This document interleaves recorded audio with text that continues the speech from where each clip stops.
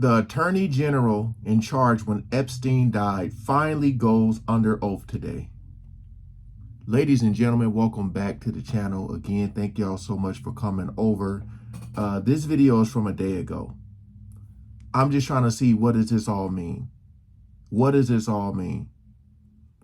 The list we all thought we were going to get, I'm pretty much over it.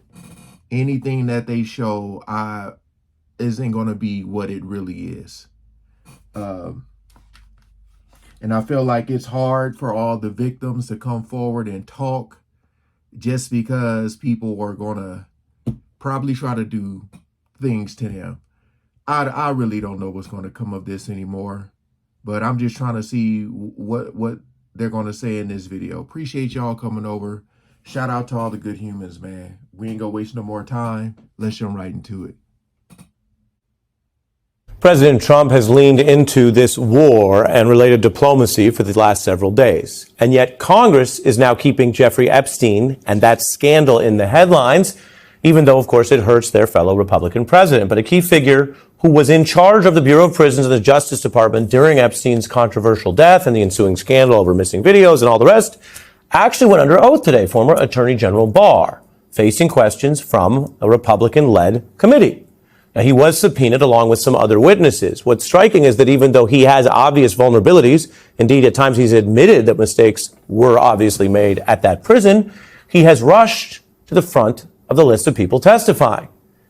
Now, he was the Attorney General, quote, during a time when Epstein was under investigation, the committee notes, and they had said they thought he might have knowledge or information relevant to the probe. And yet here's where things skip a beat, because Republicans want to appear to be investigating this.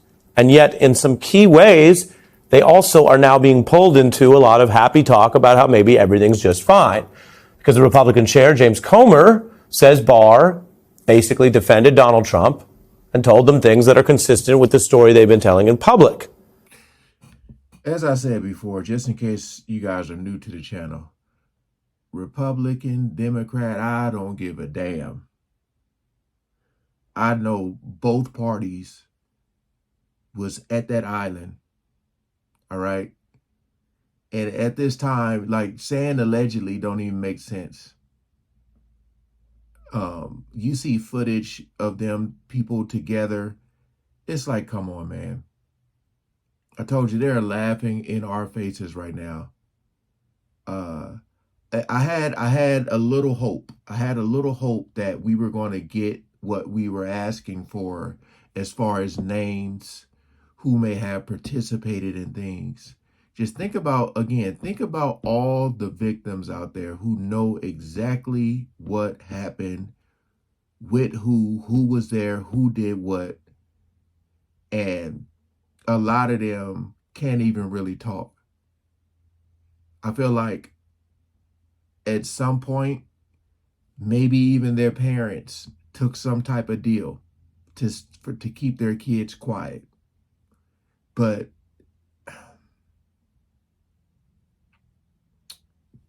we'll see. But you got to go back all the way to 2019 when Barr was in charge, and he said he would look into whatever happened in that now suspicious prison cell death. Now, he admitted, as I mentioned, a perfect storm of screw-ups, and then said he would personally review security footage. And having done that, he said on his authority, his credibility, nobody entered Epstein's cell the night he died. Problem is, Barr said that years ago, and then finally later, selective video was released, but not the most important video, which Barr's DOJ still claims was lost. The video that finally came out in the second term has faced a lot of questions about not only missing material, but inconsistencies that would suggest, CBS among others, that Barr was overstating his conclusions, which is they didn't have enough evidence to rule out whether anyone might have gotten into that cell. Wow. I want to be clear. That doesn't mean somebody did go in. It just means that Barr overstated the case. And that raises more questions like, why is a sitting member of the government in a rush to apparently clear what his own Bureau of Prisons did at the time? Why overstate that?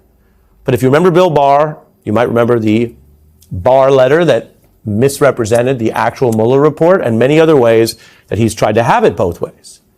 Meanwhile, the DOJ says it will start turning over more Epstein documents to the Congress this week. We're joined by former U.S. Attorney Joyce Vance. Welcome. Documents. Hey, Ari. Nice to have you. We don't have a lot of detail yet about what Barr said. Not unlike the famous Barr letter, we're getting little political snippets. But let's start with the fact that the committee subpoenaed many people, including Eric Holder and President Clinton. Does it strike you as odd or raising questions that Barr rushed in there and they seem to have a very... I wonder what Clinton's going to have to say. I'm wondering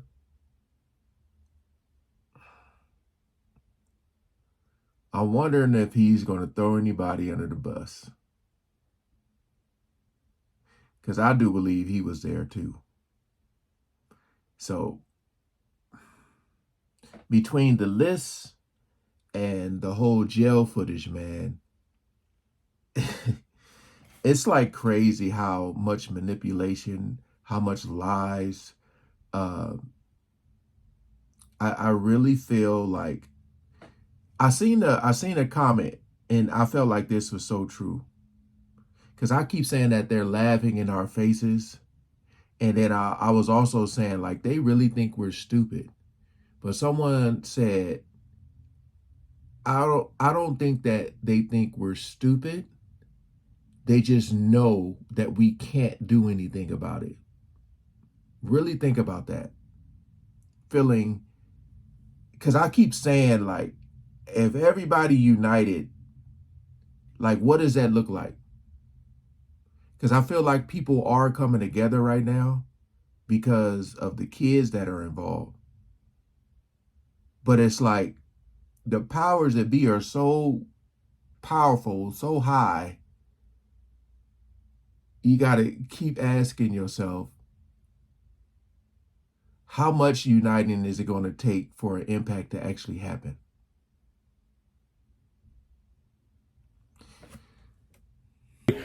sort of aligned message strategy about whatever happened in there? Well, someone had to go first, I suppose, and Barr is certainly a witness with knowledge about the relevant time period in the case. It's, I think, very difficult to figure out why, for instance, Eric Holder and Loretta Lynch were subpoenaed, why Hillary Clinton would have been subpoenaed. That feels more like it's about politics than about law.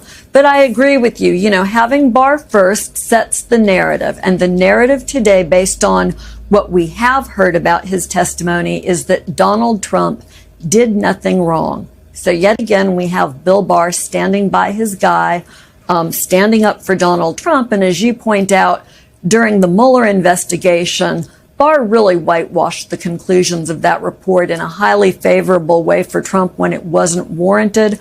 So I think it's appropriate for us to reserve judgment here until we learn more.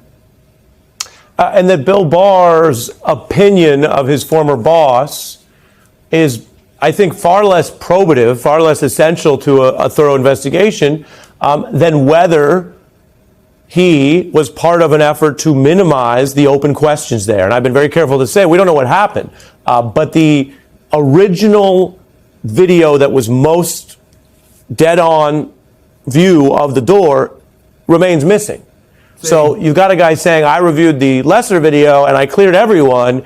But if this were a independent, 9/11 style or Warren Commission style review, you'd really want to double check that, because Barr had every reason to want to say that the DOJ didn't do anything really wrong. So I think that there are two separate issues here. And one is Donald Trump, whether he appears in the Epstein files. Yep. And apparently Barr has said did nothing wrong.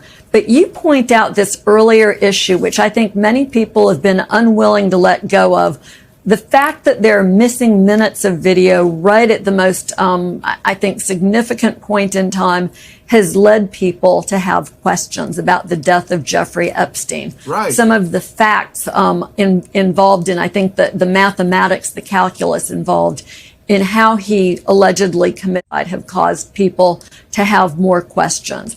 And so, look, Bill Barr saw all the video, heard from all the witnesses, reached the conclusion that he reached, but perhaps more important than that conclusion would be hearing him explain why he believes it's valid given the problems with missing evidence that can't be accounted for.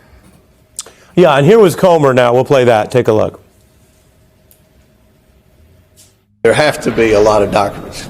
So I'm under the impression that they're gathering all these documents, and that's what the subpoena called for. And I think the administration knows this is what Congress wants. Man, that guy in the back don't look creepy at all, don't he?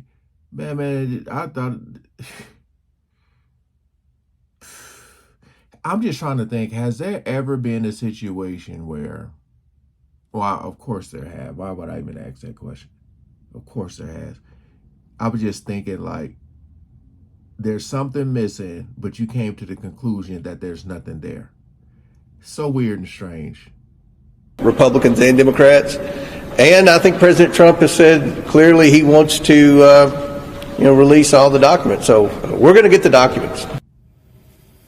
Is it odd that Comer is echoing Donald Trump's claim he wants to release documents that he has refused to release? And now they're playing a classic Washington game of saying, well, we'll move them from this building to that building. We'll move them from DOJ to Congress. There are separate real equities questions about how much should be released, as always. But what does it tell you that he's faking it? I don't mean it disrespectfully, but he seems to be faking an investigation. All right. So look, man, just pay attention to everything that's happening around this situation.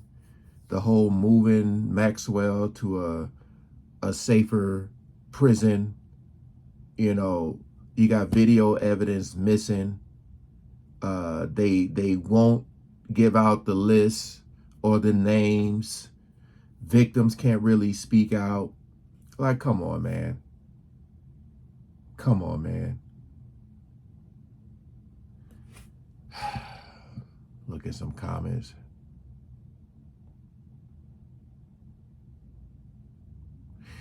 Everybody is saying that no one is above the law. I just feel like a lot of this is like money, power, mainly power. People put in position to change the rules. That's when they say no one is above the law. It's like they're making their own damn law. I don't know, man. This was just like new news that came out, but it's just the same old damn story. Condra is saying after he cleared prison of wrongdoing.